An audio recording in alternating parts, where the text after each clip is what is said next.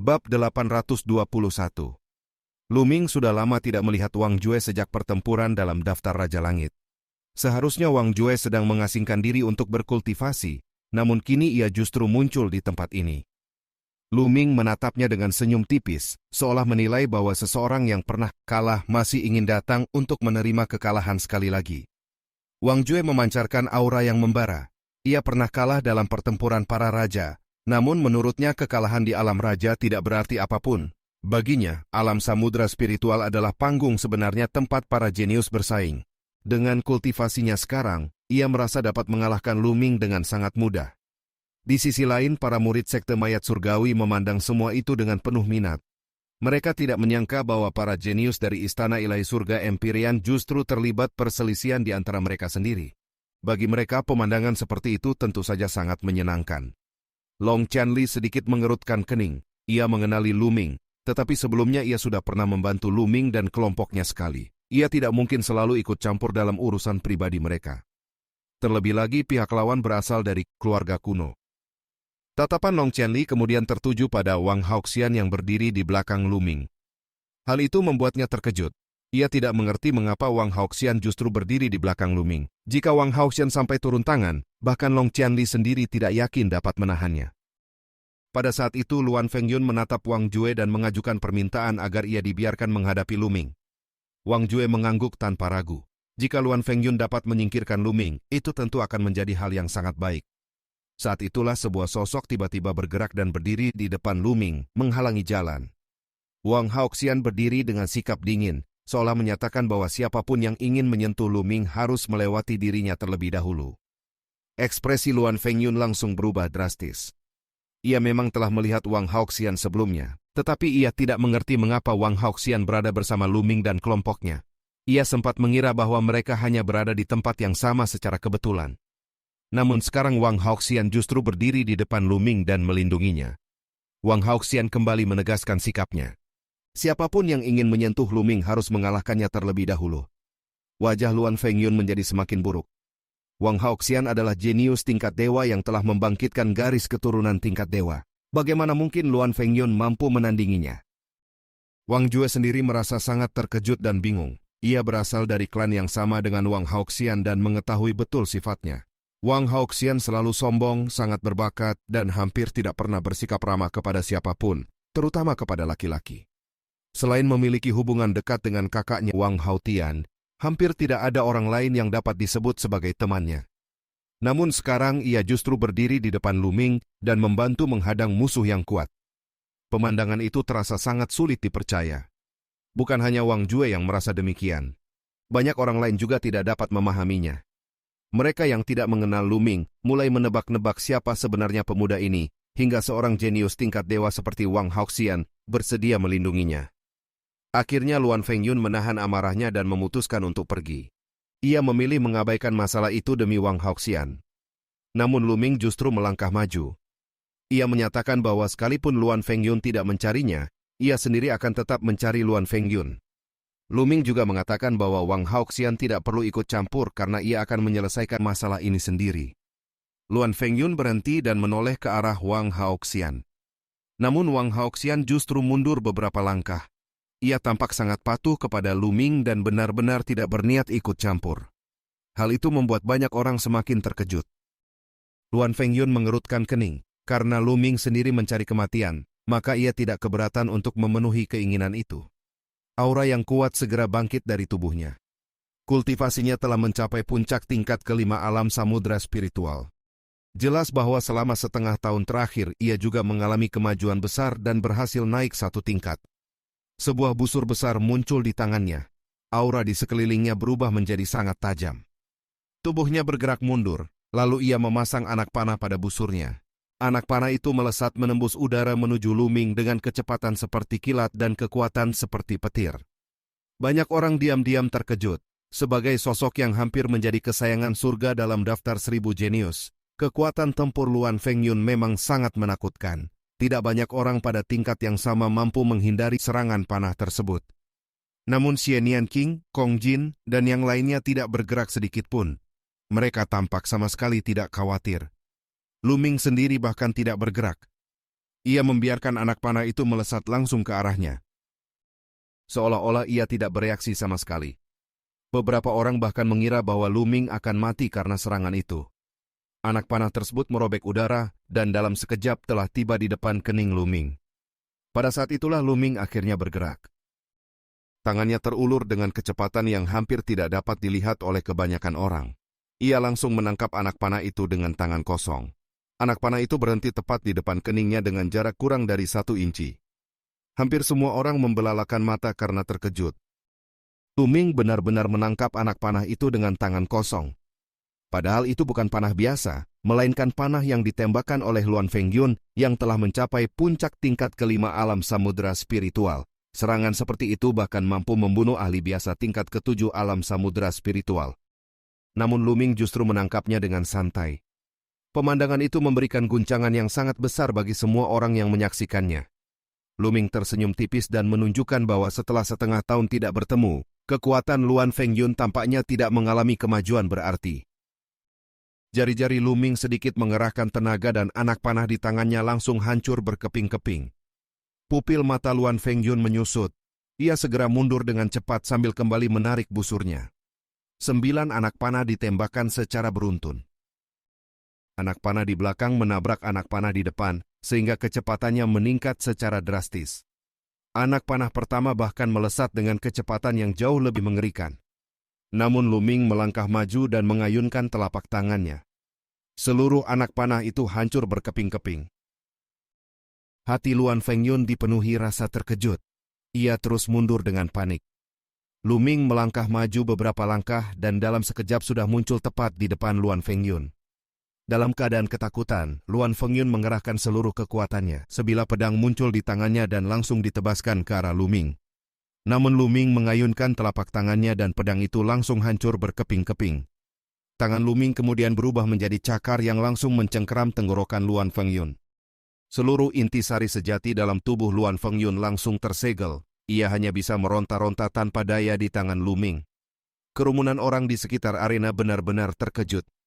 Luan Fengyun adalah sosok yang hampir menjadi kesayangan surga dan memiliki kekuatan luar biasa. Namun di tangan Lu Ming, ia justru seperti seekor anak ayam yang tidak mampu melawan sama sekali. Semua serangannya dengan mudah dipatahkan dan dinetralisir oleh Lu Ming. Orang-orang yang pernah mengetahui pertempuran di Gunung 100 yang mulia bahkan lebih terkejut lagi. Pada waktu itu Lu Ming benar-benar ditekan oleh Luan Fengyun dan sama sekali bukan tandingannya. Namun hanya dalam waktu setengah tahun kekuatan tempur Lu Ming telah meningkat hingga tingkat yang sangat menakutkan. Kini ia justru sepenuhnya menekan Luan Fengyun. Beberapa orang dari pihak Luan Fengyun segera berteriak dan menyerang Lu Ming secara bersamaan. Namun Lu Ming mengayunkan tendangan yang mengandung kekuatan langkah menginjak surga 9 naga. Kedua orang itu memiliki kultivasi tingkat ke-6 alam samudera spiritual, tetapi mereka bukan jenius luar biasa dan kekuatan mereka jauh di bawah Lu Ming. Keduanya langsung memuntahkan darah dan terlempar mundur. Sinar tajam muncul di jari Lu Ming, lalu ia menebaskannya. Darah langsung menyembur ke segala arah. Salah satu lengan Luan Fengyun terpotong oleh serangan Lu Ming. Luan Fengyun mengeluarkan geraman kesakitan dan tubuhnya bergetar hebat. Lu Ming kemudian mengayunkan tangannya dan melemparkan Luan Fengyun jauh ke belakang. Lu Ming menyatakan bahwa lengan yang dipotong itu adalah balasan atas serangan mendadak yang pernah dilakukan Luan Fengyun sebelumnya. Jika Luan Fengyun masih tidak menerima kekalahan, ia boleh datang lagi untuk menantangnya. Luan Fengyun meraung marah sambil menggunakan kultivasinya untuk menghentikan pendarahan. Ia menatap Lu Ming dengan campuran kemarahan dan keterkejutan. Di sisi lain, pupil mata Wang Jue menyusut tajam. Hatinya bergejolak hebat. Wang Jue memiliki kekuatan tempur yang sangat kuat dan bakat yang luar biasa. Tanpa hal itu ia tidak mungkin mampu memasuki peringkat Raja Langit. Setelah berhasil menembus alam samudera spiritual, kultivasinya meningkat dengan sangat cepat. Sekarang ia telah mencapai puncak tingkat ke-4 alam samudera spiritual. Pada awalnya ia mengira bahwa kekuatan itu sudah cukup untuk menghancurkan Lu Ming dan membalas kekalahan yang pernah ia alami dalam pertempuran daftar Raja Langit. Bab 822. Wang Jue akhirnya menyadari bahwa kultivasi Lu Ming tidak dapat diukur. Kekuatan tempurnya bahkan jauh lebih menakutkan dari yang dibayangkan. Bahkan Luan Fengyun yang sangat kuat pun dihancurkan dengan mudah oleh Lu Ming. Hal itu membuat Wang Jue sangat terkejut. Pada saat itu tatapan Luming beralih kepadanya. Luming memandangnya dengan tenang, seolah mempertanyakan apakah ia masih memiliki keberanian untuk bertarung. Semua mata langsung tertuju pada Wang Jue. Pertanyaan itu sebenarnya tidak memerlukan jawaban. Jika Luan Fengyun yang begitu kuat dapat dikalahkan dengan mudah, maka jika Wang Jue bertarung, hasilnya hanya akan lebih buruk lagi. Wajah Wang Jue berubah dari hijau menjadi pucat. Akhirnya ia menggertakkan giginya lalu berbalik dan pergi. Tubuhnya berubah menjadi cahaya pelangi dan melesat menjauh dari tempat itu. Ia mundur tanpa bertarung. Tidak seorang pun menganggap tindakan Wang Jue sebagai tanda pengecut. Sebaliknya banyak orang justru merasa bahwa keputusan itu sangat bijaksana. Ketika menghadapi lawan yang tidak mungkin dikalahkan, mundur justru merupakan pilihan yang paling rasional. Luming hanya tersenyum tipis lalu kembali berdiri di sisi Xian Yanqing dan yang lainnya. Di depan panggung batu, Long Qianli memandang Luming dengan mata yang bersinar. Ia benar-benar terkejut karena tidak dapat memahami pemuda itu. Ia masih mengingat dengan jelas bahwa setengah tahun yang lalu di Gunung 100 yang mulia, Luming dan kelompoknya bahkan harus meminjam reputasinya untuk dapat meninggalkan tempat itu dengan selamat.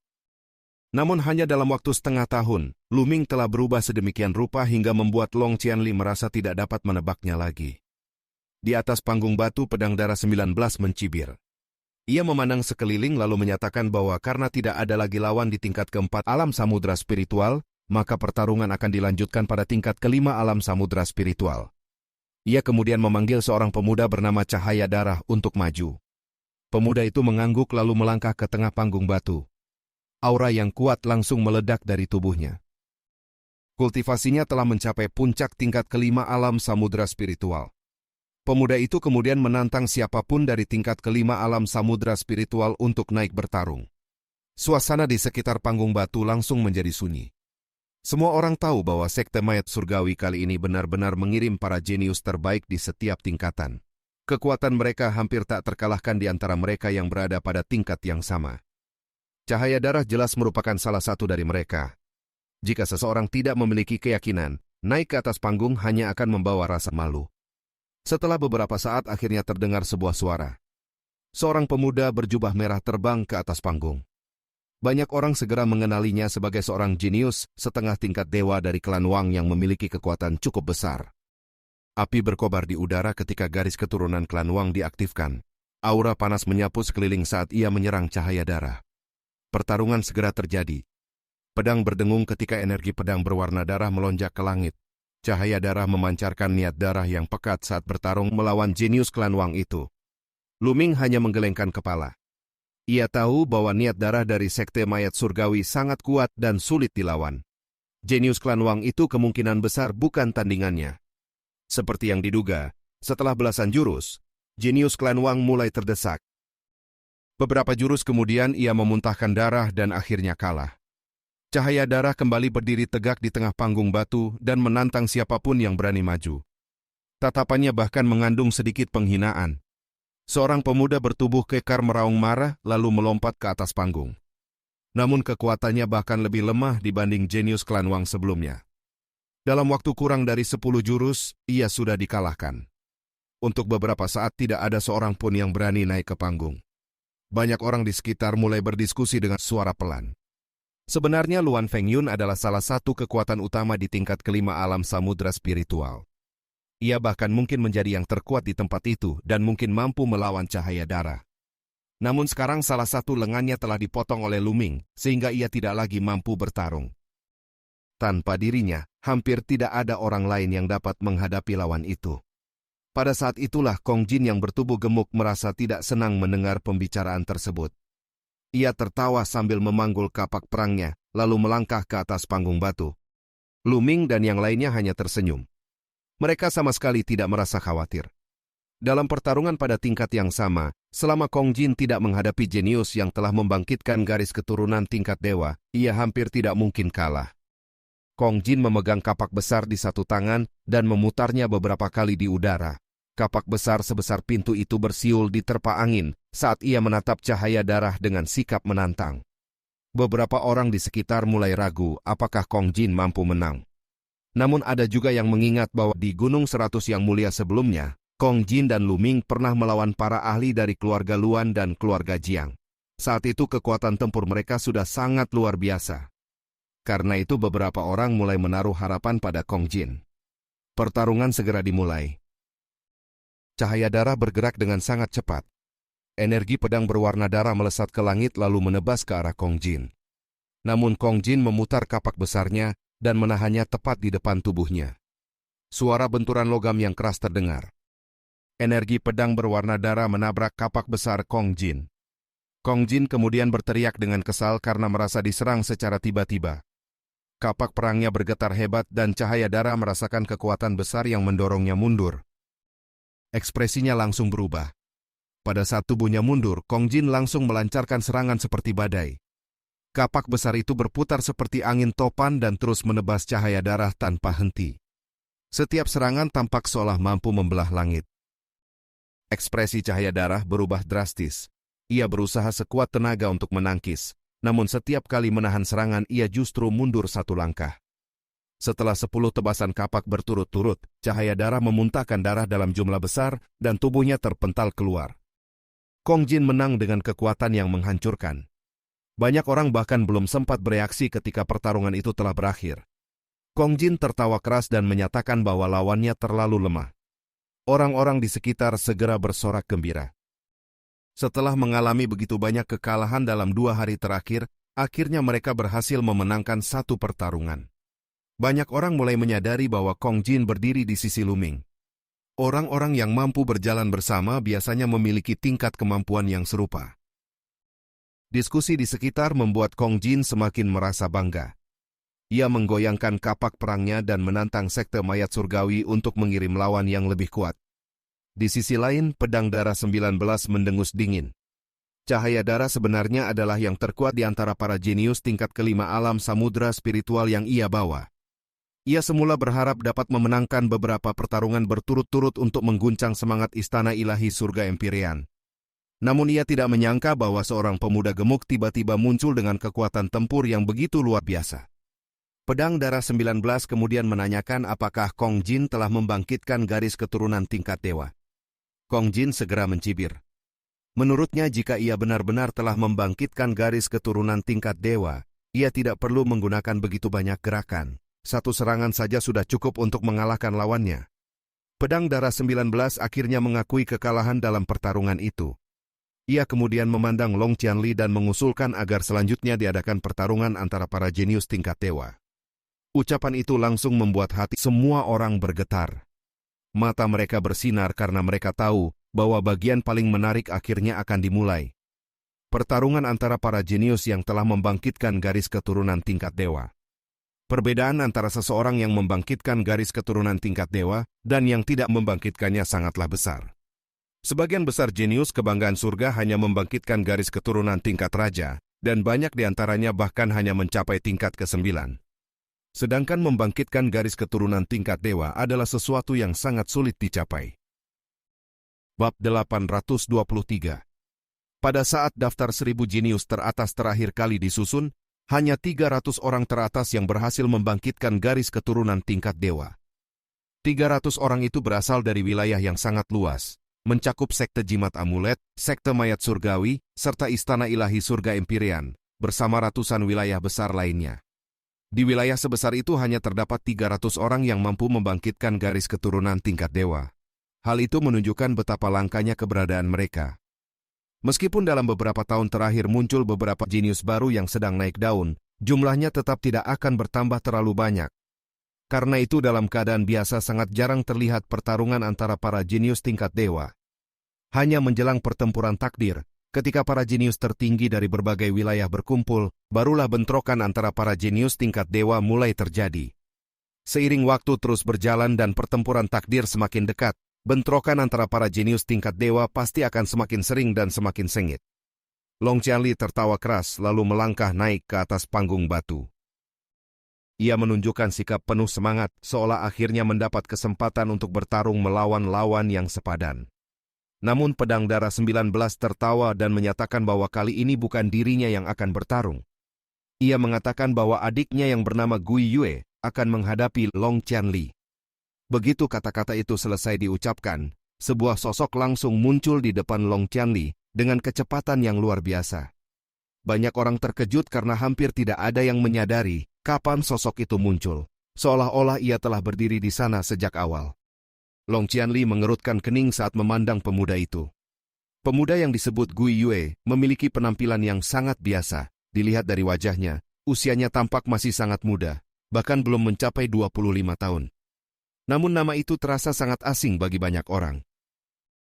Ia sama sekali tidak tercantum dalam daftar 1000 jenius teratas. Kemungkinan besar ia adalah salah satu jenius baru yang baru muncul dalam beberapa tahun terakhir. Long Qianli tidak berani meremehkan lawannya sedikit pun. Aura kuat langsung meledak dari tubuhnya. Sebuah tombak hitam muncul di tangannya dan cahaya tombak itu melesat tinggi ke langit. Kultivasinya telah mencapai puncak tingkat ke-6 alam samudera spiritual. Tingkat kultivasinya sama dengan Wang Haoxian. Tatapan Long Qianli menjadi tajam saat memandang Gui Yue. Karena Gui Yue berani menantangnya secara langsung, hal itu berarti ia pasti seorang jenius tingkat dewa yang sangat kuat.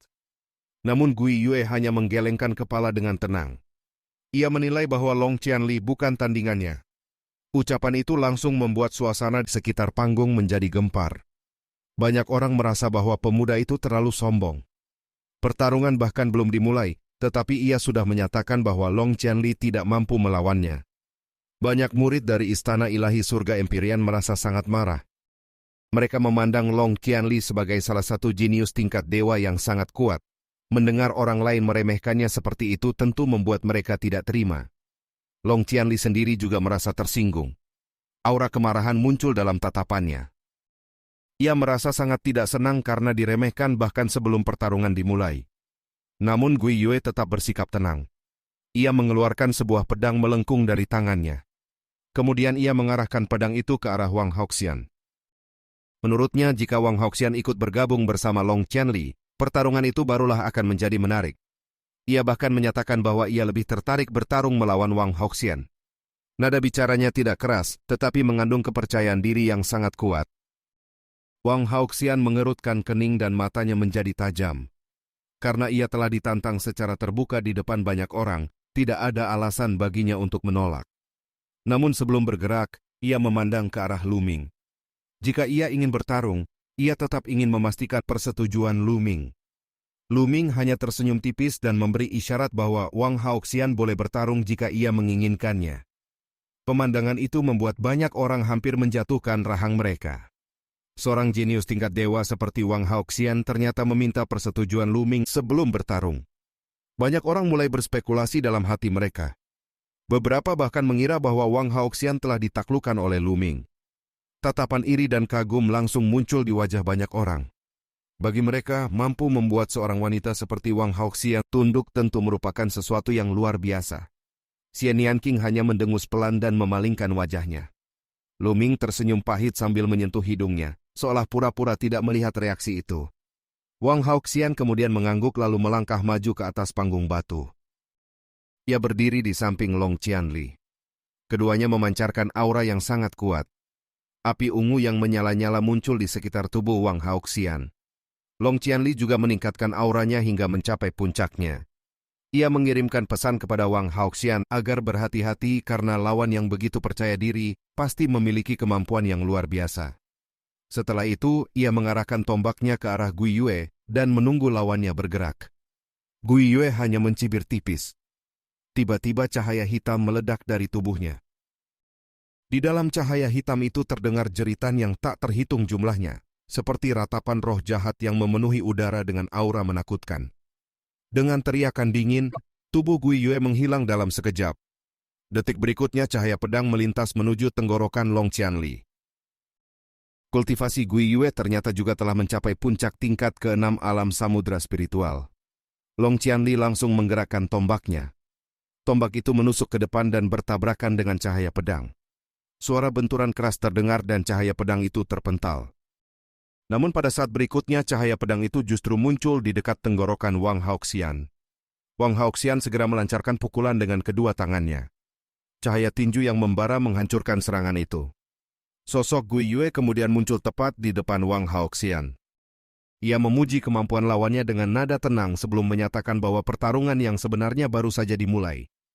Begitu kata-kata itu selesai diucapkan, energi hitam yang tak terhitung jumlahnya langsung memenuhi udara. Di dalam energi hitam itu terdengar ratapan hantu dan lolongan menyeramkan. Suara itu sangat menyayat dan membuat hati orang-orang bergetar. Banyak orang yang berdiri di sekitar panggung batu tiba-tiba menjadi pucat dan memuntahkan darah. Mereka menyadari bahwa itu adalah kehendak hantu jahat yang sangat kuat. Tanpa ragu mereka segera mundur menjauh dari panggung batu agar tidak terpengaruh oleh kekuatan itu. Lu Ming mengangkat tangannya dan membentuk sebuah dinding energi di depannya untuk menahan penyebaran kehendak hantu jahat tersebut. Ranah niat hantu jahat merupakan kekuatan yang sangat aneh. Ratapan dan lolongan yang muncul di dalamnya dapat langsung memengaruhi jiwa dan pikiran seseorang. Kekuatan itu mirip dengan gelombang suara yang menyerang kesadaran. Ekspresi Long Qianli dan Wang Haoxian menjadi semakin serius. Keduanya segera mengerahkan kekuatan kehendak mereka untuk melawan pengaruh tersebut. Pada saat yang sama mereka menyerang bersama-sama menuju Gui Yue. Namun tubuh Gui Yue bergetar dan kembali menghilang. Cahaya pedang yang tak terhitung jumlahnya tiba-tiba muncul di seluruh panggung batu dan menebas ke arah Long Qianli serta Wang Haoxian dari berbagai sudut. Setiap cahaya pedang sangat cepat dan datang dari arah yang sulit diprediksi. Seolah-olah serangan itu dapat muncul dari mana saja di panggung batu. Lu Ming memandang pertarungan itu dengan mata yang bersinar. Ia segera memahami bahwa tubuh Gui Yue telah menyatu dengan kehendak hantu jahat tersebut. Dimanapun kehendak hantu jahat itu berada, tubuh Gui Yue dapat muncul dalam sekejap. Gerakannya menjadi sangat cepat dan sulit dilacak. Satu-satunya cara untuk mematahkan teknik seperti itu adalah dengan menggunakan kekuatan besar untuk menghancurkan kehendak hantu jahat tersebut. Long Qianli dan Wang Haoxian juga segera menyadari hal yang sama. Dengan raungan naga yang mengguncang udara, garis keturunan Long Qianli meledak. Seekor naga banjir iblis berkepala 3 dengan lingkaran emas yang menyilaukan muncul di atas kepalanya. Pada saat yang sama, garis keturunan tingkat dewa milik Wang Haoxian juga meledak dengan kekuatan yang dahsyat. Bab 824.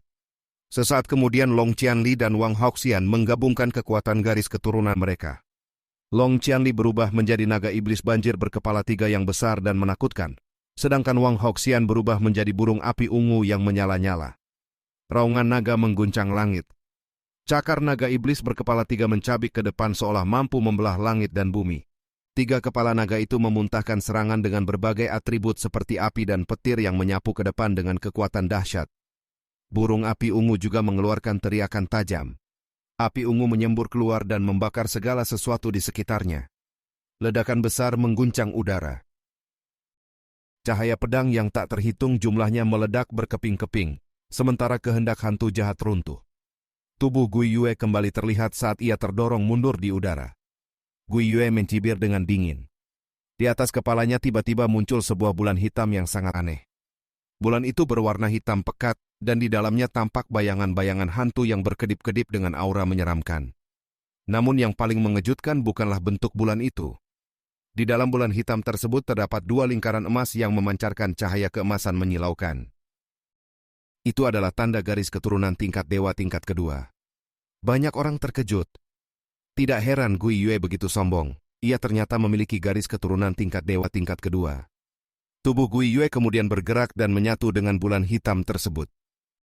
Bulan hitam bergetar dan cahaya hitam tanpa batas menyebar ke segala arah. Setiap cahaya hitam itu seperti sinar tajam yang melesat menuju Long Qianli dan Wang Haoxian. Naga iblis berkepala 3 kembali meraung. Serangan api, petir, dan energi lainnya keluar dari 3 kepala naga itu. Burung api ungu mengepakkan sayapnya dengan kuat. Api ungu menyapu langit seolah ingin membakar ruang itu menjadi abu. Ledakan demi ledakan bergema di udara. Kekuatan mengerikan saling bertabrakan. Platform batu di bawah mereka tidak mampu menahan dampak pertarungan itu dan langsung berubah menjadi abu. Dalam pertempuran sebelumnya, semua orang sengaja menahan kekuatan mereka agar platform tidak hancur. Namun kali ini kekuatan yang dilepaskan terlalu besar untuk dikendalikan. Orang-orang di sekitar arena kembali mundur menjauh. Hanya Lu Ming, Pedang Darah 19, dan beberapa orang lain yang tetap berdiri di tempat. Dari dalam bulan hitam terdengar suara dingin penuh niat membunuh. Bulan hitam itu memancarkan cahaya gelap yang kuat dan jatuh dari langit seperti bulan iblis yang menekan bumi. Serangan itu langsung menghantam naga iblis berkepala 3 dan burung api ungu. Ledakan dahsyat terjadi. naga iblis dan burung api terpental jauh ke belakang. Tubuh mereka segera menyusut dan kembali menjadi bentuk asli Long Qianli dan Wang Haoxian. Keduanya terhuyung mundur dengan wajah pucat. Darah mengalir dari mulut mereka. Mereka telah kalah. Meskipun keduanya bergabung, mereka tetap tidak mampu mengalahkan Gui Yue. Namun serangan bulan hitam itu tidak berhenti. Bulan hitam terus menekan ke arah Long Qianli dan Wang Haoxian dengan kekuatan mengerikan. Banyak orang segera berteriak marah. Mereka menyadari bahwa Long Qianli dan Wang Haoxian sudah kalah. Tetapi Gui Yue masih terus menyerang. Seolah-olah ia berniat membunuh mereka. Long Qianli dan Wang Haoxian mengerahkan sisa kekuatan mereka untuk menahan serangan. Namun mereka sudah terluka. Dalam keadaan seperti itu kekuatan mereka tentu melemah. Serangan bulan hitam kembali menghantam mereka. Keduanya terpental dan jatuh ke tanah, menciptakan dua lubang besar. Darah kembali keluar dari mulut mereka. Namun bulan hitam itu masih terus turun. Pada saat itu sebuah sosok tiba-tiba muncul di bawah bulan hitam tersebut. Sosok itu mengangkat tangan dan menampar bulan hitam dengan satu telapak. Ledakan dahsyat terdengar. Ruang seakan pecah oleh kekuatan tersebut. Bulan hitam bergetar hebat, lalu terpental tinggi ke langit oleh kekuatan telapak itu. Pemandangan itu membuat semua orang terkejut. Seolah-olah seseorang baru saja memukul bulan di langit dengan telapak tangan. Semua mata segera tertuju pada sosok itu. Orang-orang segera mengenalinya. Itu adalah Lu Ming. Long Qianli dan Wang Haoxian sudah kalah, sementara Gui Yue masih menyerang tanpa henti. Karena itulah Lu Ming turun tangan untuk menghentikannya. Dari dalam bulan hitam terdengar teriakan marah. Gui Yue menyatakan bahwa siapapun yang berani menghentikannya akan dibunuh. Cahaya hitam tajam melesat menuju Lu Ming seperti pisau. Namun Lu Ming hanya mengangkat tangannya. Semua cahaya hitam itu langsung hancur. Lu Ming melangkah maju dan mendekati bulan hitam. Ia kembali menamparnya dengan telapak tangan. Bulan hitam itu terpental tinggi seperti bola karet. Lu Ming bergerak cepat seperti kilat. Dalam sekejap ia muncul di atas bulan hitam. Dari tangan kirinya muncul kekuatan hisap yang sangat kuat. Kekuatan itu menyelimuti bulan hitam hingga membuatnya bergetar hebat. Dari dalam bulan hitam terdengar jeritan ketakutan. Gui Yue merasakan bahwa garis keturunannya sedang tersedot oleh kekuatan aneh tersebut. Pada saat berikutnya Lu Ming menghantam bulan hitam itu dengan satu telapak. Bulan hitam itu langsung meledak seperti balon hitam yang pecah. Tubuh Gui Yue muncul kembali dan jatuh dengan cepat menuju tanah. Lu Ming juga turun dengan kecepatan tinggi seperti meteor.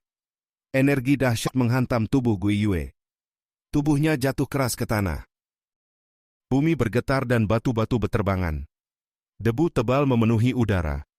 Semua orang menatap ke arah kepulan debu dengan napas tertahan. Ketika debu akhirnya menghilang, pemandangan mengejutkan terlihat. Di tanah terdapat sebuah lubang besar dengan lebar ratusan meter dan kedalaman puluhan meter. Lu Ming berdiri tegak di tengah lubang itu. Salah satu kakinya menginjak wajah Gui Yue. Gui Yue terbaring di dasar lubang seperti ikan mati. Darah terus mengalir dari mulutnya dan tubuhnya berkedut lemah. Ia sudah pingsan. Kedutan tubuhnya hanyalah reaksi naluriah. Suasana tiba-tiba menjadi sangat sunyi. Yang terdengar hanyalah suara napas berat dari kerumunan. Gui Yue yang sebelumnya sangat sombong dan bahkan mengalahkan Long Qianli serta Wang Haoxian kini diinjak oleh Lu Ming seperti bangkai. Pemandangan itu begitu mengejutkan. Seluruh kejadian tersebut bahkan tidak berlangsung sampai 1 menit. Namun dampaknya sangat besar. Itu adalah penindasan mutlak. Beberapa saat kemudian sorakan keras meledak dari kerumunan. Banyak orang tertawa dan merasa sangat puas. Mereka merasa bahwa kesombongan Gui Yue akhirnya dihancurkan. Orang yang sebelumnya begitu arogan kini tergeletak seperti ikan mati. Long Qianli memandang Lu Ming dengan penuh keterkejutan. Ia baru saja merasakan sendiri betapa kuatnya Gui Yue. Bahkan ketika ia dan Wang Haoxian bekerja sama, mereka tetap kalah. Namun Lu Ming mengalahkan Gui Yue dengan begitu mudah. Bahkan tanpa menggunakan kekuatan garis keturunannya. Kultivasi Lu Ming juga hanya berada pada tingkat ke-6 alam samudra spiritual. Ia tidak mengandalkan keunggulan tingkat kultivasi. Ia menang sepenuhnya dengan kekuatan tempur murni. Long Qianli hanya bisa tersenyum pahit. Baru setengah tahun yang lalu ia bahkan tidak terlalu memedulikan Lu Ming.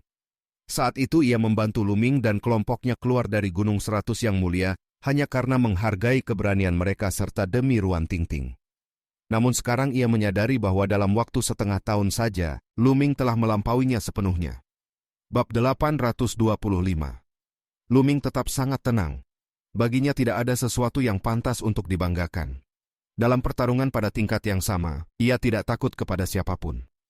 Walaupun garis keturunan Gui Yue berada pada tingkat kedua dari peringkat dewa, teknik bela diri garis keturunan yang ia kuasai jelas belum mencapai tingkat setengah dewa tingkat atas. Gui Yue hanya menggunakan teknik bela diri tingkat dewa rendah. Meskipun teknik kultivasi yang ia latih juga berada pada tingkat dewa, dalam pertarungan pada tingkat yang sama, ia tetap dihancurkan oleh Luming.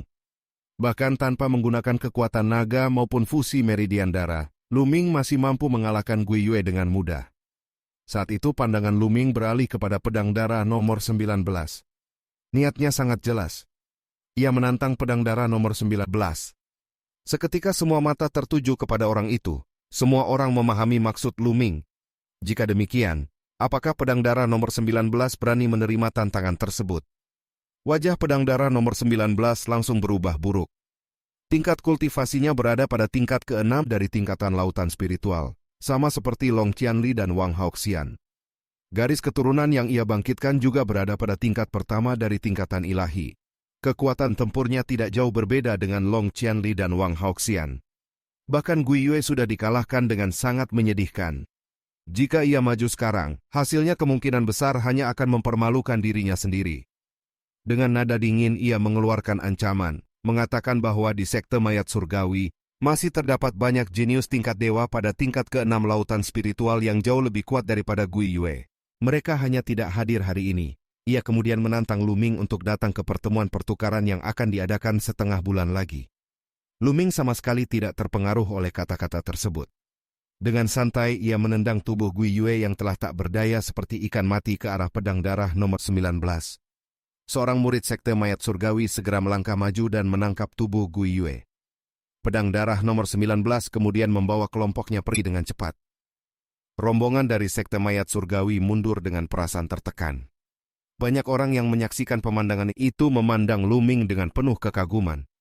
Ia telah menghancurkan Gui Yue dan bahkan memaksa pedang darah nomor 19 mundur hanya dengan beberapa kata. Kekuatan semacam ini benar-benar mengejutkan. Perasaan paling kuat justru dirasakan oleh Luan Fengyun dan para murid keluarga Luan. Mereka sangat ketakutan. Luan Fengyun menatap Luming dengan pikiran kosong. Ia masih tidak dapat mempercayainya. Setengah tahun yang lalu, Luming masih berada di bawah tekanannya dan hanya mampu melawan dengan bantuan formasi. Namun setengah tahun kemudian, Luming telah mampu mengalahkan para jenius tingkat dewa dengan mudah, apalagi dirinya. Di dalam pikirannya muncul dugaan yang jelas. Luming pasti menggunakan token untuk memasuki kolam darah dan membangkitkan garis keturunan ilahi. Jika tidak mungkin kekuatannya meningkat sampai tingkat seperti ini. Setelah memikirkan hal itu, Luan Fengyun diam-diam mundur bersama para pemuda keluarga Luan lainnya. Tak lama kemudian Long Qianli berjalan maju ke depan Luming. Ekspresinya tampak rumit. Ia menyampaikan rasa terima kasihnya kepada Luming. Luming hanya tersenyum ringan dan tidak terlalu mempermasalahkannya. Long Qianli kemudian menghela napas panjang.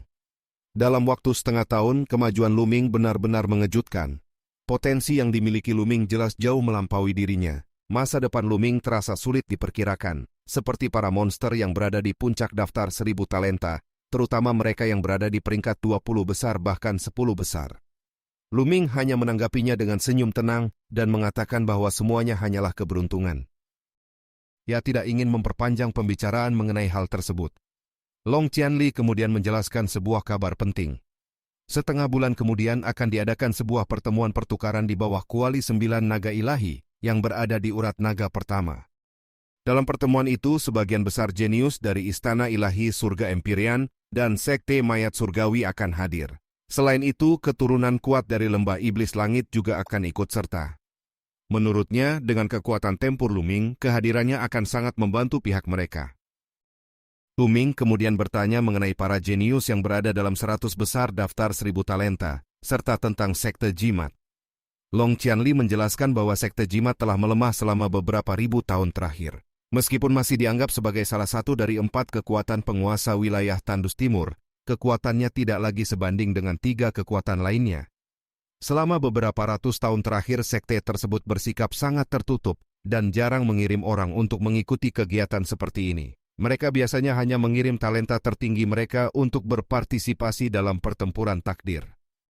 Adapun para jenius yang berada dalam 100 besar daftar 1000 talenta, mereka merupakan kunci utama dalam pertempuran takdir. Karena itu mereka tidak akan memperlihatkan diri dengan mudah. Kebanyakan dari mereka sedang berkultivasi secara tertutup di tempat-tempat rahasia. Lu Ming memahami penjelasan tersebut. Setelah itu Long Qianli berpamitan. Sebelum pergi, ia menanyakan kepada Ruan Tingting apakah ia akan kembali bersamanya untuk menjalankan tugas sebagai pengawal kerajaan di Tian, atau tetap tinggal bersama teman-temannya. Ruan Tingting memilih untuk tetap tinggal bersama Lu Ming dan yang lainnya. Long Qianli kemudian pergi setelah memberi salam kepada semua orang. Tak lama kemudian Qiao Xuan terbang ke depan Lu Ming dengan mata besar yang bersinar. Wajahnya penuh dengan kekaguman. Lu Ming merasa agak canggung menghadapi tatapan penuh pemujaan itu. Sementara itu Xian Yanqing berjalan mendekat dengan ekspresi tidak puas. Ia langsung menarik lengan Lu Ming dan berjalan pergi. Di belakang mereka terdengar suara tawa Qiao Xuan yang merdu seperti lonceng. Disusul ejekan lembut dari Ruan Tingting. Si gemuk juga ikut bersuara dengan nada bercanda, namun segera disambut dengan penolakan tegas dari Ruan Tingting. Suasana menjadi riuh oleh tawa.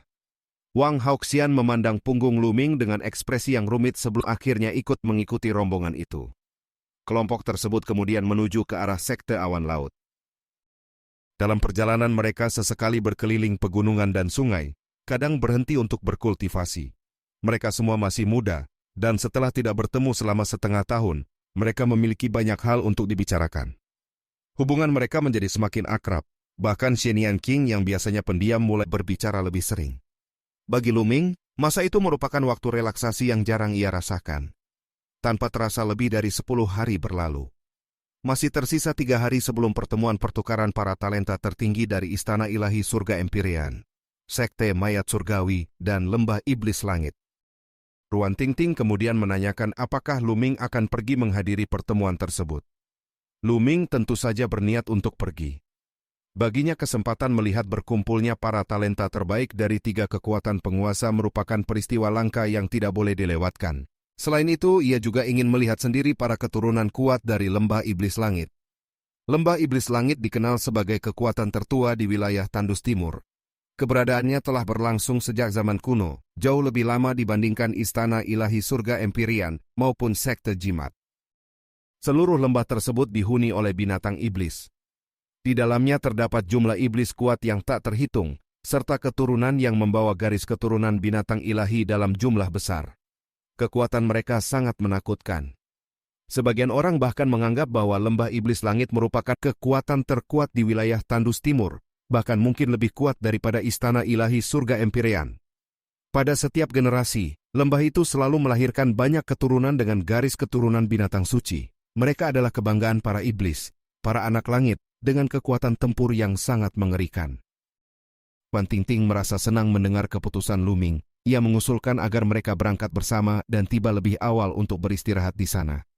Qiao Xuan kemudian bertanya dengan penuh harap, apakah ia boleh ikut pergi bersama mereka. Di antara kelompok itu, kekuatan Qiao Xuan memang jauh lebih lemah. Ia tidak dapat dianggap sebagai salah satu talenta puncak. Sementara itu, pertemuan pertukaran yang akan diadakan tersebut merupakan ajang yang dihadiri oleh para jenius terkuat. Bab 826. Lu Ming tertawa dan mengajak Qiao Xuan ikut bersama. Ia bahkan mengatakan bahwa siapapun yang mencoba menghalangi akan langsung ditendangnya. Qiao Xuan sangat gembira. Ia segera memberitahu ayahnya, Qiao Long. Qiao Long tentu saja setuju. Baginya, kesempatan menghadiri pertemuan seperti itu akan memperluas pengetahuan dan wawasan Qiao Xuan. Hal tersebut akan sangat bermanfaat bagi kultivasinya di masa depan. Tak lama kemudian, rombongan itu terbang menuju pusat wilayah 9 naga. Perjalanan puluhan juta mil bukanlah jarak yang berarti bagi mereka. Mereka terbang sambil berbincang santai, tidak terburu-buru. Kurang dari 1 hari kemudian mereka sudah tiba. Dari jarak puluhan ribu mil, mereka sudah dapat melihat barisan pegunungan megah yang membentang di kejauhan. Tempat itu merupakan salah satu dari 3 urat naga di pusat wilayah 9 naga. Setelah mendekat beberapa puluh ribu mil lagi, bangunan yang tak terhitung jumlahnya muncul di hadapan mereka. Terdapat berbagai istana, paviliun, serta banyak toko. Hampir segala sesuatu dapat ditemukan di sana. Tempat itu tampak seperti sebuah kota, namun tidak memiliki tembok kota. Yang terlihat hanyalah bangunan yang memenuhi wilayah luas tersebut. Orang-orang datang dan pergi tanpa henti. Suasananya sangat ramai. Setelah memasuki kawasan itu, mereka menemukan berbagai tempat seperti restoran, penginapan, dan toko yang menjual berbagai barang. Wilayah 9 naga memiliki populasi yang sangat besar dan wilayah yang luas. Banyak tempat berkumpul dibangun di sana. Di beberapa tempat bahkan dibangun tembok kota, seperti kota Pertemuan Agung.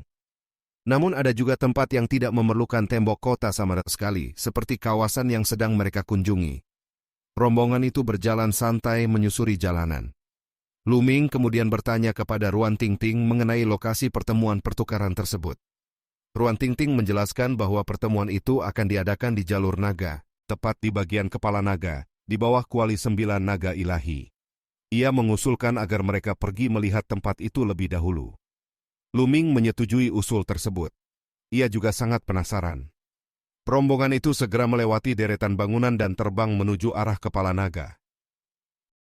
Tidak lama kemudian mereka tiba di tempat itu. Di kepala naga terdapat sebuah tanah datar yang sangat luas. Di tengahnya berdiri sebuah panggung pertarungan besar dengan banyak tempat duduk yang mengelilinginya. Menurut penjelasan Ruan Tingting, tempat itu dahulu digunakan oleh Istana Ilahi Surga Empyrean untuk mengadakan berbagai acara besar, seperti upacara pemujaan langit atau kompetisi antar jenius. Karena itulah pertemuan pertukaran yang akan berlangsung beberapa hari lagi juga akan diselenggarakan di tempat tersebut. Namun perhatian semua orang tidak tertuju pada panggung pertarungan itu. Tatapan mereka sepenuhnya terfokus pada sebuah kuali raksasa yang berdiri di depan lapangan tersebut. Di bagian depan kepala naga berdiri sebuah kuali besar berwarna hitam pekat. Ukurannya sebesar gunung dan menjulang tinggi menembus awan.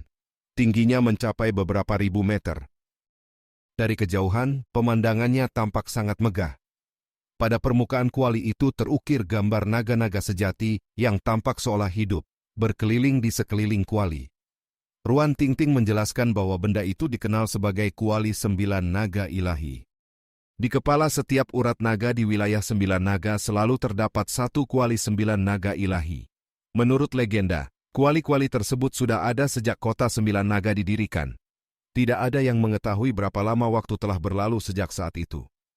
Dikatakan bahwa kuali tersebut merupakan harta tertinggi yang digunakan oleh para ahli kuno untuk menekan urat naga. Lu Ming merasa sangat terkejut. Ia kemudian bertanya mengapa tidak ada orang yang mencoba mengambil harta setinggi itu. Ruan Tingting menjelaskan bahwa tidak seorang pun mampu memindahkannya. Bahkan para ahli jalur kaisar pun tidak mampu melakukannya. Kuali 9 naga ilahi telah berada di dunia ini selama waktu yang sangat lama tanpa pernah bergerak. Benda itu tampaknya telah menyatu dengan urat naga dan telah ada sejak zaman kuno.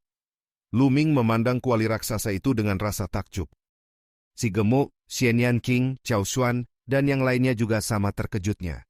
Walaupun mereka pernah mendengar cerita tentangnya, ini adalah pertama kalinya mereka melihatnya secara langsung. 9 kuali raksasa dengan ukiran naga sejati, masing-masing setinggi beberapa ribu meter, telah berdiri sejak zaman kuno. Pemandangan itu benar-benar menggetarkan hati. Bukan hanya mereka yang berhenti untuk mengamati kuali tersebut. Banyak orang lain juga berdiri di sekitar sambil menatapnya dengan kagum. Tak lama kemudian, Xianyan King menyadari bahwa seseorang sedang berjalan mendekati kuali 9 naga ilahi. Semua orang juga melihat seorang pemuda bertubuh kekar berjalan menuju kuali itu. Wang Haoxian yang selama ini diam, akhirnya berbicara.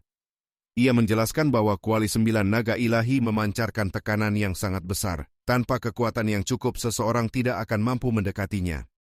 Lu Ming mengajak yang lain untuk ikut mendekat dan melihatnya lebih jelas. Mereka melangkah maju. Ketika mereka sudah berada dalam jarak 10.000 meter dari kuali tersebut, tekanan yang sangat besar mulai terasa. Pada saat itu Lu Ming tiba-tiba mengangkat alisnya. Ia merasakan sesuatu yang aneh dalam garis keturunan 9 naga di tubuhnya. Garis keturunan itu tampak gelisah, tetapi juga seolah dipenuhi kegembiraan. Luming mulai menebak bahwa perubahan tersebut mungkin berkaitan dengan kuali 9 naga ilahi. Nama kuali itu sendiri berkaitan dengan naga, dan pada permukaannya terdapat ukiran naga sejati yang digunakan untuk menekan urat naga. Sangat mungkin benda itu memang memiliki hubungan dengan naga. Sambil menahan tekanan, mereka terus berjalan maju. Tidak lama kemudian Qiao Xuan sudah tidak mampu menahan tekanan itu lagi dan terpaksa berhenti. Luming dan yang lain terus maju. Semakin dekat, mereka semakin merasakan kemegahan kuali tersebut. Kuali raksasa itu berdiri tinggi dengan aura kuno yang dalam, seolah-olah telah melintasi ruang dan waktu dari zaman purba. Sementara itu garis keturunan 9 naga dalam tubuh Luming semakin gelisah dan bersemangat. Kekuatan garis keturunan itu seolah-olah mendidih. Di depan mereka, pemuda bertubuh kekar itu terus melangkah maju. Otot-ototnya menegang, sementara ki dan darahnya melonjak. Ki dan darah tersebut bahkan membentuk bayangan seekor naga yang meraung. Chen Yanqing menyadari bahwa pemuda itu bukan manusia, melainkan seekor iblis naga banjir. Luming juga segera memahami hal tersebut. Pemuda kekar itu memang bukan manusia. Ia adalah naga banjir yang telah mencapai tingkat 6, sehingga mampu berubah menjadi bentuk manusia. Ia pasti seorang jenius dari lembah iblis langit. Pemuda iblis itu terus berjalan hingga mencapai dasar kuali 9 naga ilahi. Ia menatap kuali itu dengan tajam, lalu benar-benar mengulurkan tangan untuk memegang salah satu sudut kuali tersebut. Dari kejauhan terdengar suara ejekan. Banyak orang menganggap tindakan itu konyol, karena bahkan para kaisar pun tidak mampu memindahkan kuali tersebut. Naga banjir itu kemudian meraung keras ke langit. Namun kuali itu tetap tidak bergerak sedikit pun. Pada akhirnya ia memperlihatkan wujud aslinya. Seekor naga banjir merah sepanjang lebih dari 200 meter muncul. Dengan cakarnya ia mencengkeram kuali raksasa itu, berusaha mengangkatnya. Namun kuali itu tetap tidak bergerak sama sekali. Akhirnya naga banjir itu kembali ke bentuk manusia, dan perlahan-lahan mundur dengan langkah berat. Pada saat itu garis keturunan 9 naga dalam tubuh Luming menjadi semakin ganas, seolah-olah hendak keluar dari tubuhnya. Luming segera mengendalikan garis keturunan tersebut. Ia tidak bisa membiarkan garis keturunan 9 naga muncul di tempat itu. Jika hal tersebut terjadi dan kabarnya menyebar, masalah besar pasti akan muncul. Luming segera mulai mundur. Pada saat itu dalam tubuhnya terdengar raungan mengejutkan dari 9 garis keturunan naga. Raungan itu hanya dapat dirasakan oleh dirinya sendiri. Namun tepat pada saat itu terjadi sesuatu yang sangat mengejutkan. Kuali 9 naga ilahi tiba-tiba bergetar. Seluruh urat naga di sekitarnya bergetar, angin dan awan berubah, dan tekanan mengerikan meledak dari kuali tersebut. Luming dan yang lainnya segera mundur dengan cepat. Setelah mundur hingga lebih dari 10.000 meter, tekanan yang mereka rasakan akhirnya jauh berkurang. Setelah bergetar beberapa saat, kuali 9 naga ilahi kembali tenang, seolah-olah tidak pernah terjadi apapun. Namun suasana di sekitar tempat itu sudah menjadi kacau. Semua orang merasakan kejadian tersebut dengan jelas. Kuali 9 naga ilahi yang selama ini tidak pernah bergerak benar-benar bergetar. Tidak mungkin itu hanya ilusi. Pertanyaan besar muncul di benak semua orang mengenai apa yang sebenarnya telah terjadi. Bab 827. Kuali 9 naga ilahi yang bahkan tidak dapat digerakkan oleh para ahli jalur penguasa tiba-tiba bergetar. Kejadian itu membuat banyak orang terkejut. Mengapa kuali tersebut tiba-tiba bergerak? Banyak orang mulai berspekulasi dengan penuh keheranan. Bahkan tidak sedikit yang segera mengirim kabar kepada para tetua di keluarga mereka. Di dalam hati Luming juga menebak-nebak penyebabnya. Ia menduga bahwa perubahan itu mungkin berkaitan dengan garis keturunan 9 naga yang ada dalam tubuhnya. Menurut dugaannya, kemungkinan besar kuali 9 naga ilahi bergerak karena resonansi dengan garis keturunan tersebut. Luming segera memutuskan untuk pergi dari tempat itu. Ia memperkirakan bahwa para tokoh kuat akan segera datang untuk menyelidiki kejadian tersebut. Bagaimanapun juga, kuali yang telah diam selama bertahun-tahun tiba-tiba bergerak. Peristiwa seperti itu terlalu tidak biasa. Namun tiba-tiba terdengar dentuman langkah. Sosok tinggi besar muncul di belakang Luming dan langsung menghalangi jalannya. Itu adalah naga banjir. Aura yang dipancarkan makhluk itu sangat kuat. Tatapannya tertuju pada Luming dengan ekspresi terkejut sekaligus serakah. Makhluk itu tampaknya telah merasakan keanehan pada garis keturunan 9 naga dalam tubuh Luming. Ia menginginkan garis keturunan tersebut. Si gemuk yang mendengar perkataan naga banjir itu langsung marah besar. Ia mengutuk makhluk itu tanpa ragu, bahkan mengejeknya sebagai reptil yang otaknya bermasalah. Rum Tingting juga menunjukkan sikap dingin. Ia menegaskan bahwa tempat itu adalah wilayah 9 naga dan tidak pantas bagi makhluk dari ras iblis untuk bersikap sombong. Naga banjir itu langsung tersulut amarah. Tatapannya menjadi tajam dan penuh niat membunuh. Si gemuk malah semakin bersemangat. Ia bahkan menyarankan agar kepala naga banjir itu dipenggal dan tubuhnya dipanggang. Ucapan itu membuat naga banjir semakin murka. Dengan raungan keras, ia langsung melayangkan pukulan ke arah si gemuk. Si gemuk juga tidak mundur. Ia maju sambil mengayunkan kapak perangnya. Benturan keras terjadi. Tinju naga banjir menghantam kapak perang si gemuk dengan suara dentang nyaring. Ekspresi si gemuk langsung berubah.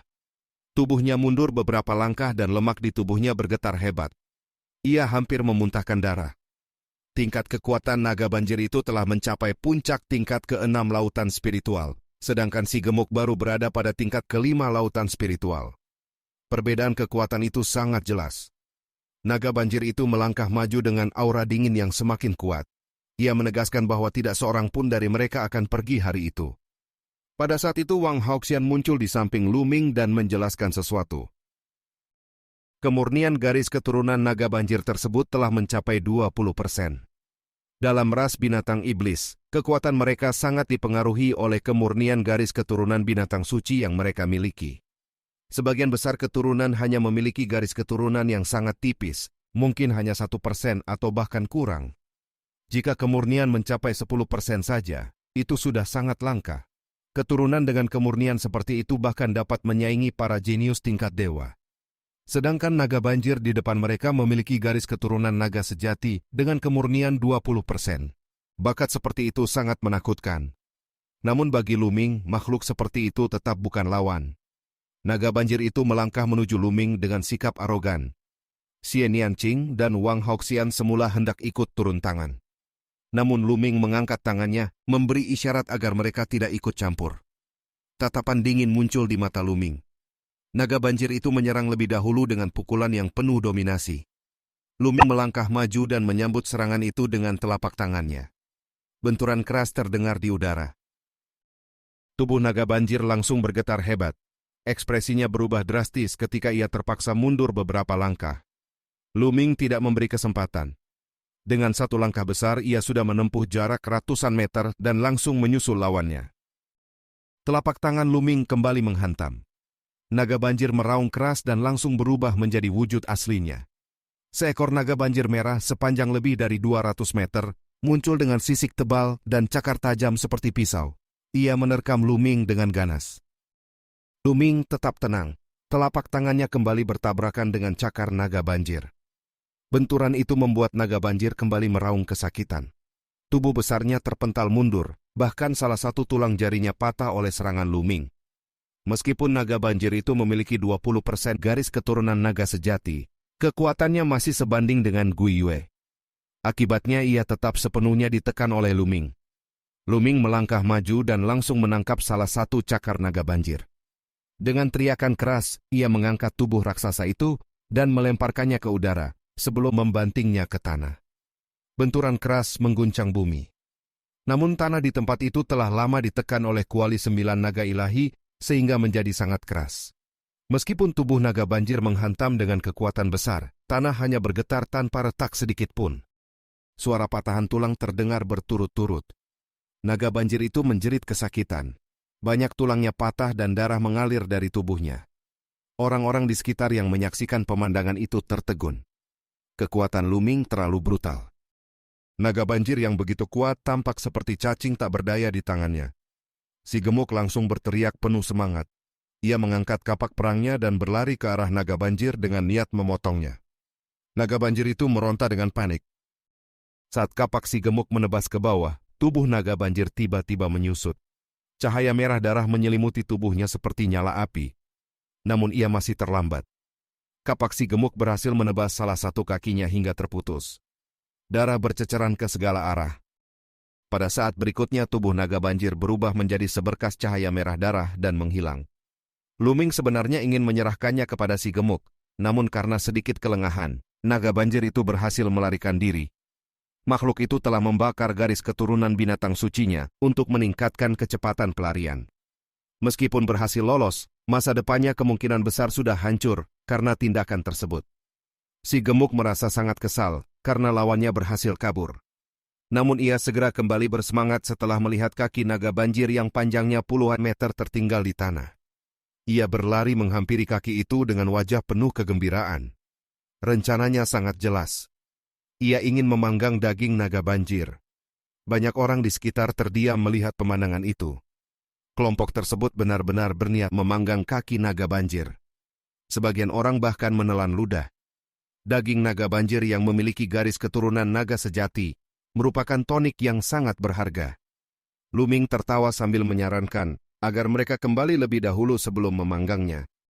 Si gemuk menyimpan kaki naga banjir itu ke dalam cincin penyimpanan. Mereka kemudian pergi dari tempat itu dengan gembira. Setelah menempuh perjalanan hingga ratusan ribu mil, mereka berhenti di sebuah puncak gunung kecil. Api unggun segera dinyalakan. Si gemuk yang memang dikenal sebagai pecinta makanan menunjukkan keahliannya. Ia mengeluarkan berbagai bumbu dari cincin penyimpanan seperti minyak, garam, cuka, dan berbagai rempah. Tidak lama kemudian kaki naga banjir itu berubah warna menjadi kuning keemasan. Minyak menetes dari permukaan daging yang dipanggang, sementara aroma harum menyebar ke udara. Daging naga banjir itu kemudian dipotong-potong dan dibagikan kepada semua orang. Karena mengandung darah naga sejati, daging itu merupakan tonik yang sangat kuat. Rasanya juga luar biasa lezat. Bahkan Xie Nian King, Ruan Tingting, dan para gadis lainnya makan dengan sangat lahap. Bab 828. Ketika daging naga banjir masuk ke dalam perut, daging itu segera berubah menjadi energi hangat yang menyebar ke seluruh tubuh. Gumpalan darah naga sejati yang terkandung di dalamnya mengalir melalui meridian dan tulang, memberikan manfaat besar bagi tubuh serta meningkatkan kekuatan. Jika daging semacam itu dapat dikonsumsi dalam jangka waktu panjang, manfaatnya akan sangat besar. Si gemuk kemudian mengeluarkan beberapa guci anggur berkualitas dari cincin penyimpanannya. Guci-guci itu dilemparkan kepada Luming, Xie Nian King, dan yang lainnya. Semua orang membuka guci anggur dan mulai minum bersama. Ruan Tingting hanya menyesap beberapa teguk. Ia tidak menggunakan energi internal untuk menghilangkan pengaruh anggur, sehingga rona merah segera muncul di pipinya yang cantik, membuat wajahnya semakin menawan. Si gemuk memandangnya dengan mata berbinar dan hampir meneteskan air liur. Ia bahkan mengusulkan agar Ruan Tingting selalu mengikutinya karena ia bisa menjamin kehidupan yang baik dengan makanan dan minuman lezat setiap hari. Ucapan itu langsung membuat Xie Nian Qing, Cao Xuan, dan yang lainnya memandang rendah kepadanya. Alasan yang diajukan si gemuk dianggap terlalu dangkal. Sementara Luming dan yang lainnya sedang menikmati daging dan anggur di puncak gunung kecil, banyak tokoh penting berdatangan ke Kepala Naga di bawah kuali 9 naga ilahi. Mereka menerima kabar bahwa kuali yang selama ini tidak pernah bergerak tiba-tiba bergetar. Karena itu mereka segera datang untuk memeriksa keadaan. Namun meskipun mereka melakukan berbagai pemeriksaan, kuali 9 naga ilahi tetap tidak menunjukkan perubahan apapun. Tidak ada seorang pun yang mengetahui penyebab pergerakan sebelumnya. Pada akhirnya mereka hanya bisa meninggalkan tempat itu tanpa menemukan jawaban. Lebih dari 2 jam kemudian, Luming dan yang lainnya sudah selesai makan. Sisa daging naga banjir langsung disimpan oleh si gemuk dengan alasan untuk cadangan makanan. Setelah itu mereka semua duduk bersila di puncak gunung kecil dan mulai berkultivasi sambil menunggu pertemuan pertukaran yang akan berlangsung 2 hari kemudian. Di antara mereka, hanya Wang Hauxian yang tidak benar-benar berkultivasi. Pikirannya kacau. Sejak dulu ia hanya memusatkan hidupnya pada kultivasi. Satu-satunya orang yang dekat dengannya hanyalah kakaknya. Ia tidak memiliki teman lain dan bahkan merasa tidak cocok dengan para jenius keluarga Wang. Namun selama beberapa hari terakhir bersama Luming dan yang lainnya, ia merasakan suasana yang sangat berbeda. Ia merasa santai dan nyaman. Perasaan itu bahkan membuatnya menikmati kebersamaan tersebut. Di dalam hatinya muncul pertanyaan mengenai arti persahabatan. Namun ia segera menggelengkan kepala. Ia mencoba meyakinkan dirinya bahwa ia hanya mengikuti Luming karena keadaan memaksanya. Jika suatu hari ada kesempatan, ia tetap harus membalas kematian kakaknya. Meskipun terus berusaha meyakinkan dirinya sendiri, pikirannya tetap tidak tenang, dan ia bahkan tidak memiliki semangat untuk berkultivasi. Sementara itu waktu berlalu dengan sangat cepat. Dalam sekejap mata 2 hari telah berlalu. Pada hari pertemuan pertukaran, panggung besar di bawah kuali 9 naga ilahi dipenuhi oleh orang-orang. Banyak pemuda dan pemudi dengan aura luar biasa terbang dari segala arah dan mendarat di kursi-kursi di sekitar lapangan. Luming, Xian King, dan si gemuk juga tiba di tempat tersebut. Mereka memilih sebuah area dan duduk di sana. Wang Haoxian memperhatikan sekeliling dengan serius. Menurut pengamatannya, sebagian besar jenius yang berada dalam 300 besar daftar 1000 talenta sudah hadir.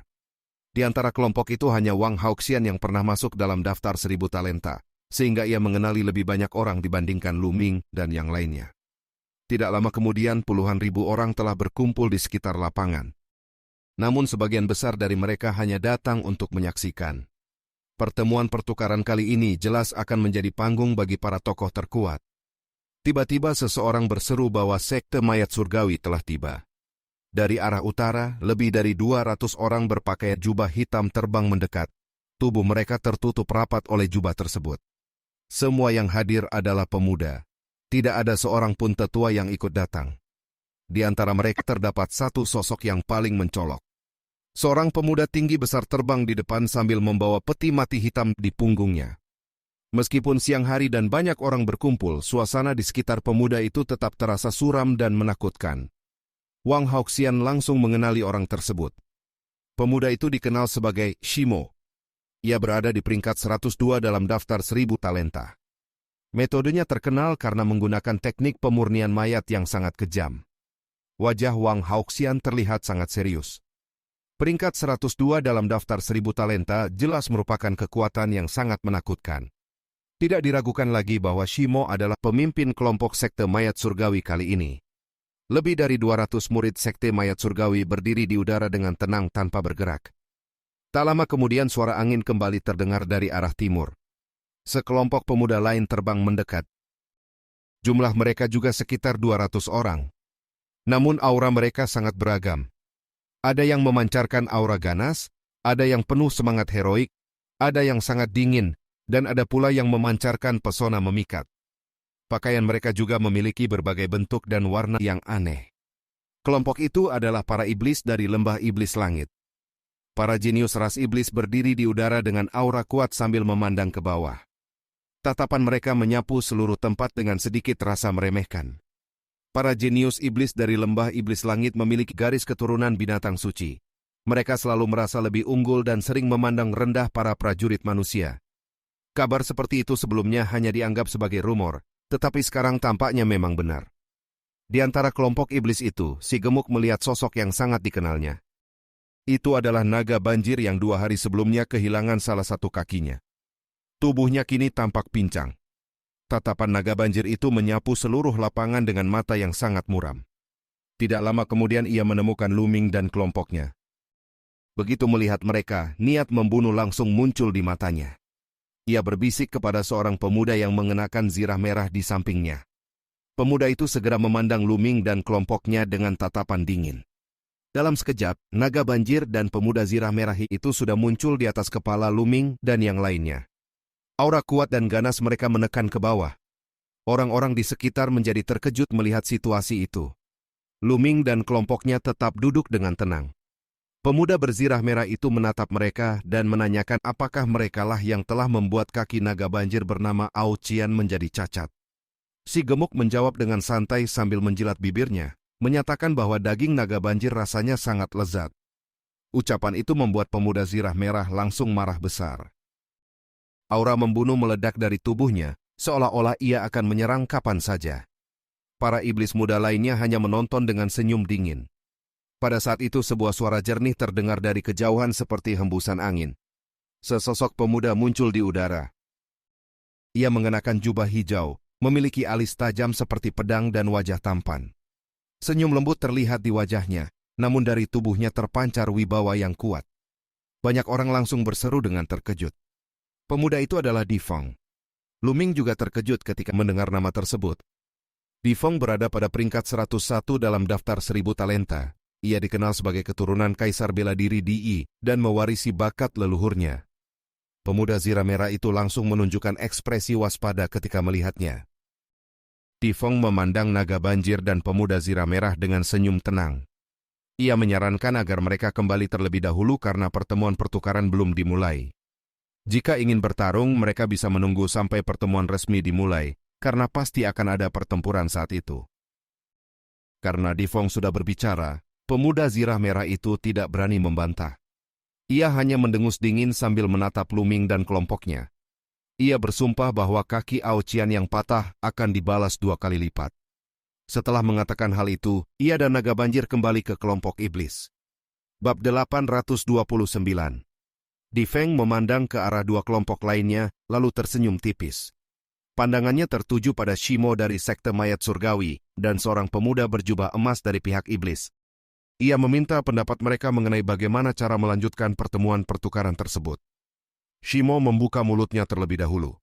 Suaranya serak seperti logam yang saling bergesekan. Ia menjelaskan bahwa wilayah 9 naga merupakan tempat yang dikuasai oleh istana ilahi surga Empyrean. Karena itu jumlah jenius manusia jauh lebih banyak. Jika semua orang bertarung sekaligus, pihak lain jelas akan dirugikan. Ia mengusulkan agar setiap tingkat alam mengirim 10 orang dari masing-masing pihak. Pertandingan dilakukan secara bergiliran. Ketika satu pihak telah kehabisan peserta, pihak yang masih memiliki jumlah peserta terbanyak akan dianggap sebagai pemenang. Usulan itu segera disetujui oleh pemuda berjubah emas dari ras iblis, yang merupakan pemimpin kelompok jenius lembah iblis langit. Di Feng juga tidak keberatan. Namun ia mengusulkan agar 3 tingkat terendah dari alam samudra spiritual tidak perlu dipertandingkan. Pertarungan akan langsung dimulai dari tingkat keempat alam samudra spiritual. Shimo dan pemuda berjubah emas menyetujui keputusan tersebut. Setelah itu setiap pihak mulai memilih peserta mereka sendiri. Pertarungan ini merupakan bentrokan terbesar sebelum pertempuran takdir dimulai.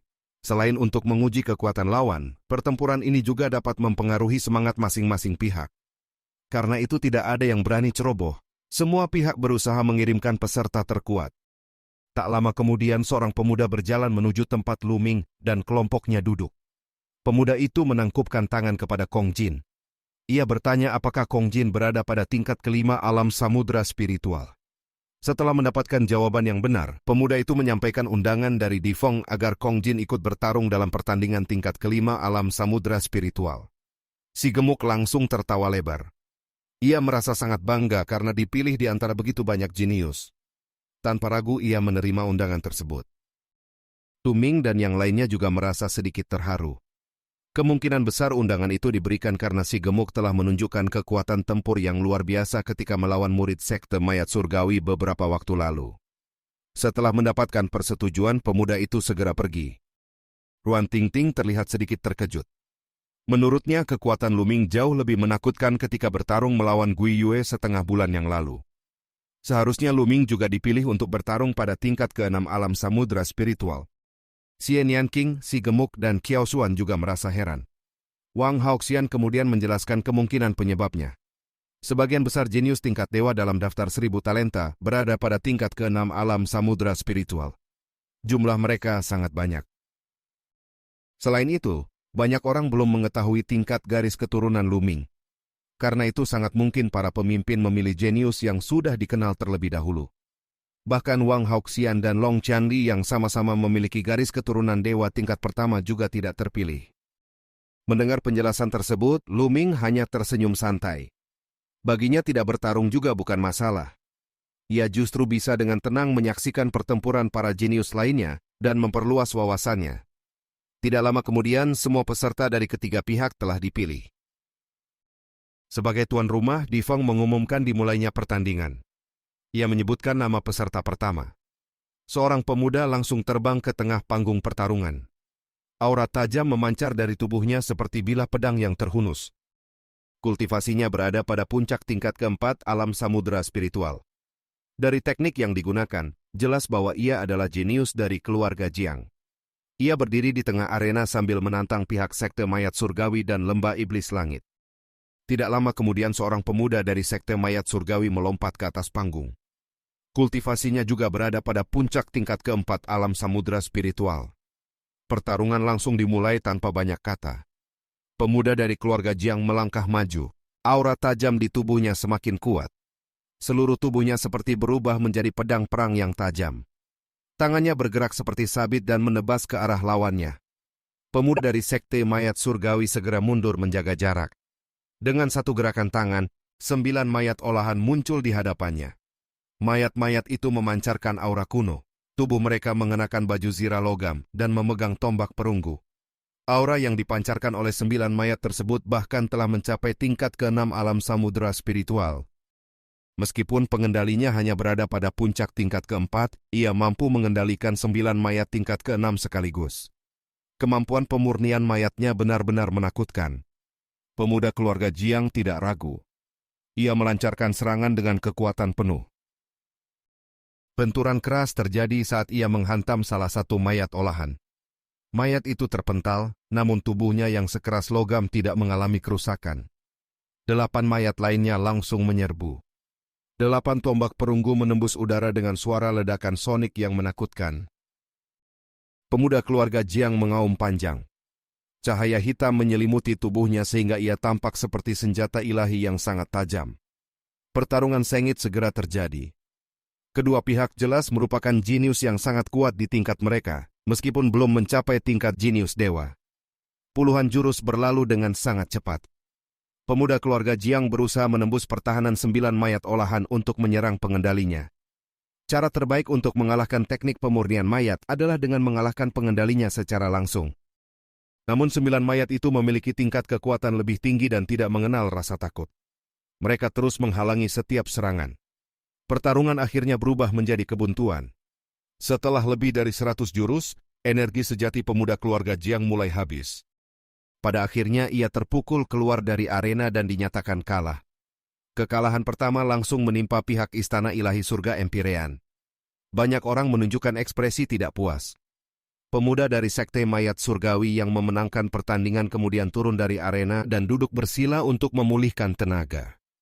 Meskipun ia berhak melanjutkan pertarungan, konsumsi energinya terlalu besar sehingga ia memilih beristirahat.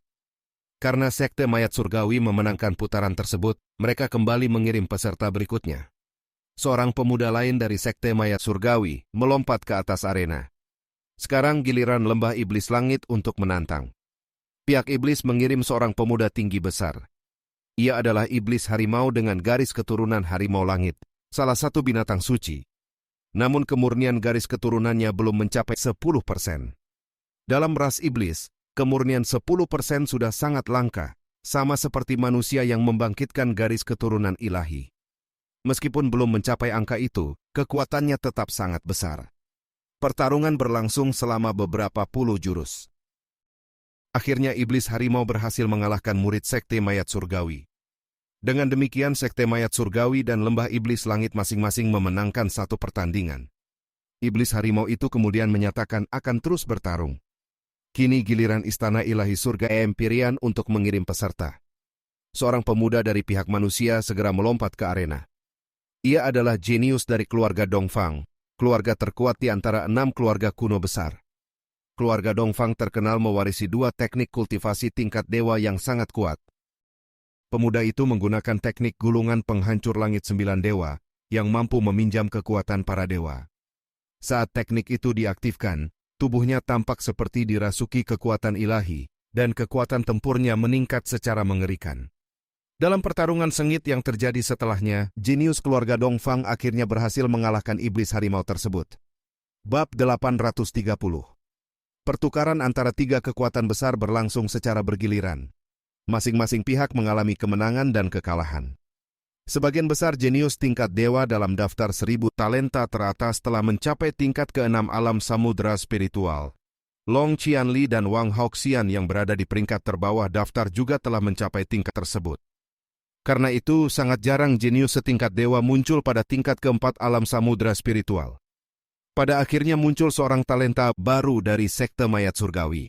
Ia telah membangkitkan garis keturunan ilahi kelas 1 dan kekuatan tempurnya sangat menakutkan hingga mampu menyapu semua lawannya. Dengan demikian, pertempuran tingkat ke-4 alam samudera spiritual dimenangkan oleh sekte mayat surgawi. Peristiwa ini membuat wajah Di Feng menjadi suram. Pada masa lalu, Istana Ilahi Surga Empyrean dan Lembah Iblis Langit memiliki kekuatan yang seimbang, sedangkan sekte mayat surgawi adalah yang paling lemah di antara ketiganya. Namun kali ini justru sekte mayat surgawi yang meraih kemenangan. Setelah itu diumumkan bahwa pertempuran berikutnya adalah tingkat kelima alam samudera spiritual. Pertempuran pada tingkat kelima bahkan lebih sengit dan menakutkan. Namun arena pertempuran telah dipenuhi prasasti dan susunan formasi yang sangat kuat. Bahkan ahli alam embrio spiritual pun tidak mampu merusaknya, sehingga para peserta dapat bertarung tanpa menahan diri. Pertempuran dimulai dengan kemenangan dan kekalahan yang silih berganti di antara tiga pihak. Tidak lama kemudian, Lembah Iblis Langit mengirim seorang keturunan kuat dengan kemurnian garis keturunan 10%. Kekuatan tempurnya sangat menakutkan, dan ia langsung menekan kedua pihak lainnya. Orang ini memiliki garis keturunan buaya surgawi kuno dengan pertahanan yang luar biasa kuat, serta kekuatan yang sangat besar. 3 orang dari sekte mayat surgawi dan istana ilahi surga Empyrean telah dikalahkan olehnya. Hal ini menimbulkan perbincangan di antara kerumunan. Sebagian orang merasa heran karena tampaknya tidak ada jenius tingkat kelima alam samudera spiritual dari istana ilahi surga Empyrean yang telah membangkitkan garis keturunan ilahi. Kebanyakan jenius dalam daftar 1000 talenta teratas sudah menembus tingkat ke-6, sehingga jika ada yang masih berada pada tingkat kelima, kemungkinan besar adalah jenius baru yang belum lama muncul. Saat itu seorang pemuda melangkah ke arena. Ia dikenali sebagai salah satu talenta terbaik dari pengawal kekaisaran di Tian. Kehadirannya membangkitkan semangat banyak orang karena ia telah membangkitkan garis keturunan ilahi kelas 1. Kekuatan tempurnya sangat kuat hingga mampu melawan jenius dari ras iblis tersebut. Keduanya bertarung selama ratusan jurus tanpa pemenang yang jelas. Setelah melalui diskusi, pertandingan itu akhirnya dinyatakan seri. Namun suasana kembali menjadi muram ketika seorang pemuda lain dari Lembah Iblis Langit naik ke arena. Ia adalah naga banjir dengan garis keturunan naga sejati yang juga telah mencapai kemurnian 10%. Pemuda itu dengan cepat mengalahkan beberapa jenius dari sekte mayat surgawi dan istana ilahi surga Empyrean secara beruntun. Banyak orang mulai khawatir.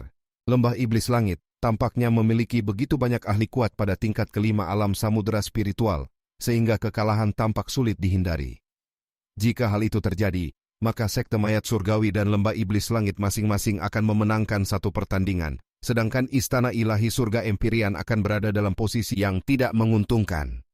Selain itu, tingkat ke-6 alam samudera spiritual merupakan medan bagi para jenius tingkat dewa.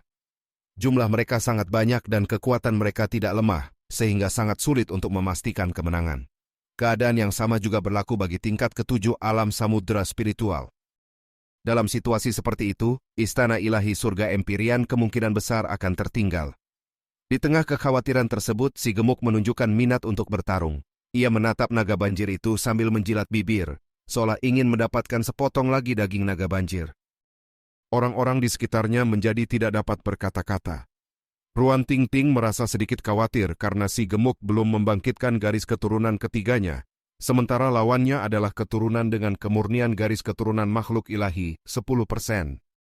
Namun Luming tetap yakin pada kemampuan si gemuk. Kekuatan tempur si gemuk memang sangat kuat. Bahkan sebelum Luming membangkitkan garis keturunan ilahinya, ia tidak memiliki keyakinan untuk mengalahkan si gemuk dalam pertempuran pada tingkat yang sama. Bagi Luming, meskipun lawan memiliki 10% kemurnian garis keturunan makhluk ilahi, si gemuk masih memiliki peluang besar untuk menang. Pertempuran sebelumnya melawan naga banjir yang jauh lebih kuat tidak dapat dijadikan perbandingan karena lawan saat itu berada pada puncak tingkat ke-6 alam samudera spiritual dengan kemurnian garis keturunan 20%. Dengan keyakinan itu, si gemuk akhirnya terbang ke arena sambil membawa kapaknya. Kehadirannya segera memancing kemarahan ras iblis. Ao Qian yang berada di antara mereka memancarkan niat membunuh yang dingin. Pada pertemuan sebelumnya, salah satu kakinya pernah dipotong oleh kapak si gemuk. Sementara itu si gemuk tampak santai.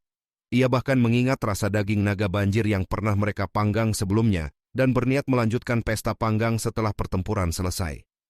Ucapan itu membuat seluruh ras iblis menjadi murka. Banyak jenius mereka memancarkan niat membunuh yang kuat. Di sisi lain, orang-orang dari istana ilahi surga Empyrean tertegun. Beberapa di antara mereka memang pernah menyaksikan sendiri bagaimana Luming dan rekan-rekannya memotong kaki Ao Qian dan memanggang daging naga banjir tersebut.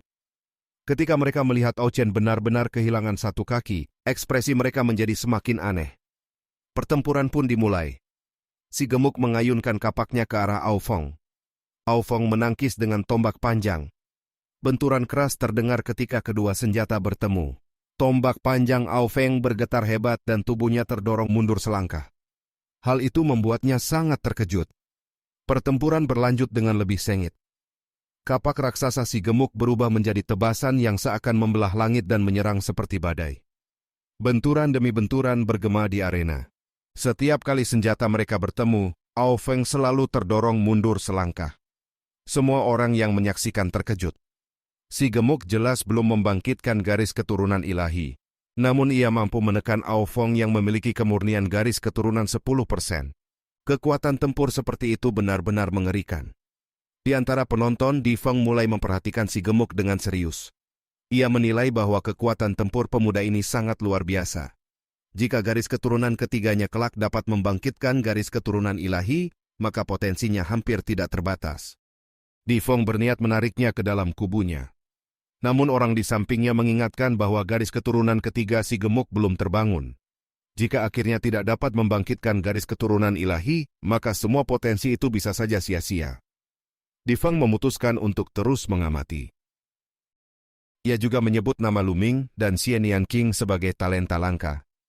Menurutnya, Lu Ming kemungkinan besar telah membangkitkan garis keturunan ilahi, sehingga perlu terus diperhatikan. Sementara itu di arena, Ao Feng mengaum keras dan berubah ke wujud aslinya sebagai naga banjir. Bagi makhluk iblis, kekuatan tempur hanya dapat dilepaskan sepenuhnya ketika kembali ke bentuk asli. Si gemuk tidak mundur sedikit pun.